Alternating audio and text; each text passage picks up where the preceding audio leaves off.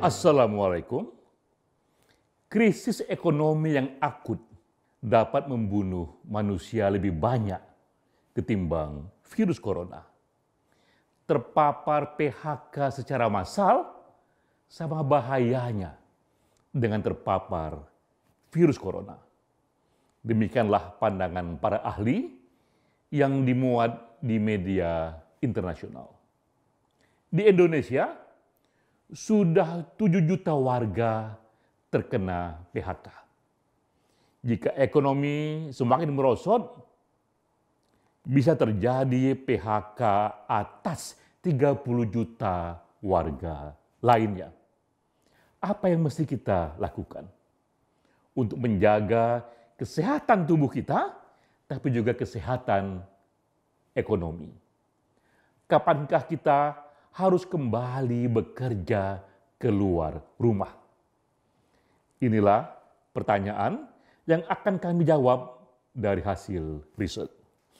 Saya Denny J.A. berbicara atas nama lembaga LSI Denny J.A.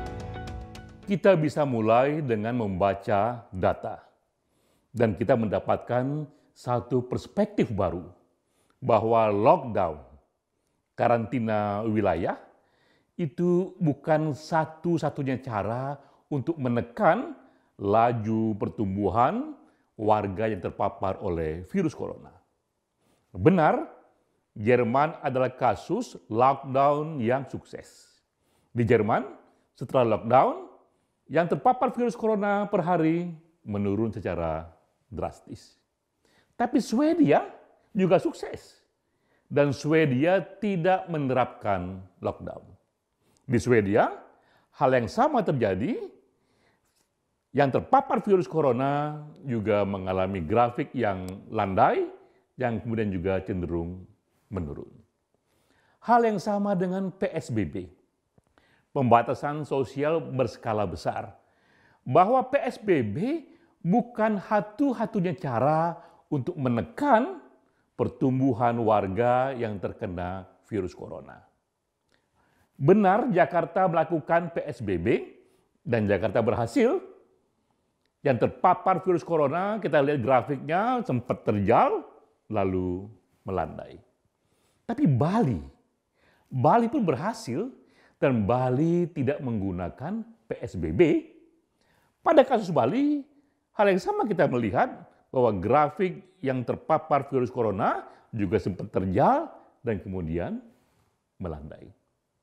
Nah, ini data memberi kepada kita satu pemahaman bahwa jika kita bisa tanpa lockdown menurunkan laju pertumbuhan virus corona, mengapa harus menggunakan lockdown? Jika kita bisa tanpa PSBB menurunkan laju pertumbuhan virus corona, warga yang terpapar virus corona, mengapa kita harus menggunakan PSBB? Ibaratnya jika kita bisa menghalau nyamuk dengan tepukan tangan, mengapa harus kita gunakan dentuman meriam? Karena pastilah efek lockdown, efek PSBB akan sangat buruk bagi ekonomi kita. Nah, sekarang masalahnya adalah vaksin masih lama ditemukan. Diduga akan ditemukan Mei sampai Juli 2021, itu berarti 12 bulan dari sekarang.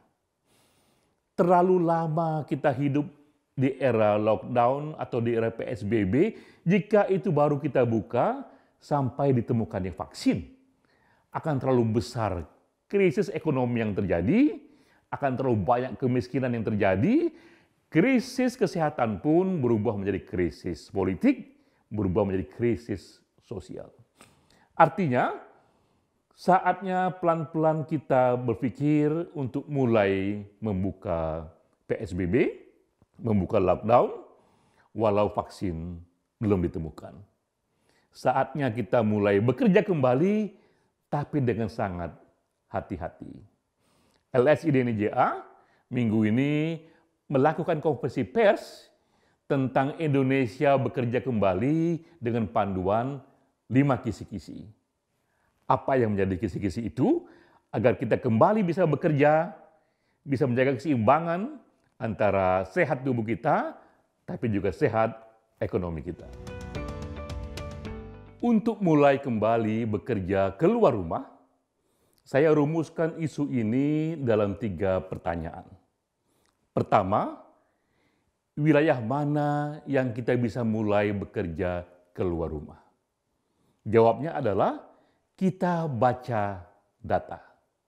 Kita lihat grafiknya untuk wilayah yang terpapar kasus virus corona hariannya itu pernah terjal, lalu melandai, apalagi menurun, berarti itulah wilayah yang sudah siap.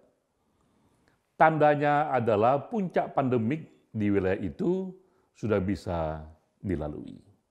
Untuk kasus Indonesia, sangat mungkin terjadi secara tidak serentak.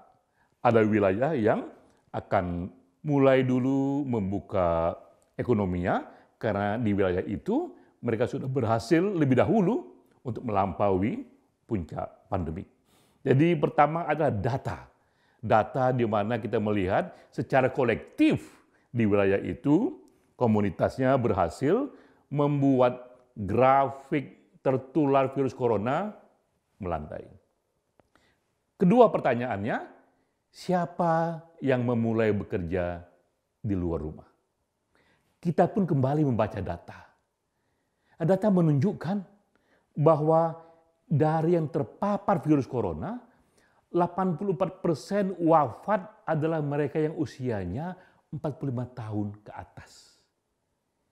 Untuk usia yang 45 tahun ke bawah, mereka punya daya imun yang lebih kebal, jumlah mereka yang wafat hanya sekitar 15% dari total yang wafat yang terkena virus corona. Jadi pertama, usia adalah penting. Kita juga melihat situasi mengenai penyakit. Banyak yang wafat karena virus corona, mereka mengidap 1 dari 5 penyakit rentan di bawah ini, yaitu hipertensi, diabetes, jantung, ginjal, dan paru-paru. Inilah 5 penyakit penyerta yang umumnya dibawa oleh korban, dan itu yang membuat mereka wafat. Jika seseorang tanpa 5 penyakit ini, ia jauh lebih imun. Jadi jawaban atas pertanyaan tadi, siapa yang bisa duluan keluar rumah? Yang bisa duluan adalah mereka yang lebih kuat badannya, yaitu mereka yang usia di bawah 45 tahun dan tidak punya penyakit 5 penyakit rentan itu. Inilah usia yang lebih kuat, yang bisa memulai lebih dulu kembali bekerja keluar rumah. Lalu kapan? Kapan konkretnya di Indonesia kita bisa mulai bekerja kembali? Apa bulannya, tahunnya, tanggalnya? Nah, kita kembali melihat data. Nampak di data bahwa Jakarta adalah salah satu wilayah yang paling siap. Di Jakarta kita melihat grafik yang terpapar virus corona sudah mulai melandai. Jakarta yang mulai PSBB, agaknya Jakarta pula yang akan memulai relaxing atau opening ekonomi secara bertahap. Kita melihat data bahwa PSBB di Jakarta akan berakhir tanggal 22 Mei 2020. Agaknya di Jakarta di Juni awal sudah mulai bisa kembali membuat warganya bekerja, tapi tentu dengan sangat hati-hati. 2 disclaimer penting untuk dikatakan. Pertama, bagi mereka yang sudah mulai bekerja keluar rumah, walaupun puncak pandemik di wilayah itu sudah terlampaui, tetap ikuti protokol kesehatan.